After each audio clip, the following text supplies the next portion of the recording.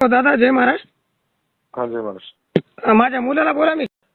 हा ते 2 दिवस झाले तुमचे व्हिडिओ बघताय, म्हणते दादाला बोलले अशी मी जेवण करत नाही. हा 2 दिवस झाले ते जेवत नाही. त्याला 1 मिनिट बोला बरं. हॅलो, बोल रे बेटा. जय महाराज दादा. जय महाराज बेटा, जय महाराज. काय चाललं तुझं? काहीच नाही. शाळेत जातो का नाही? जातो. कितवीला आहे बा? पहिलीला.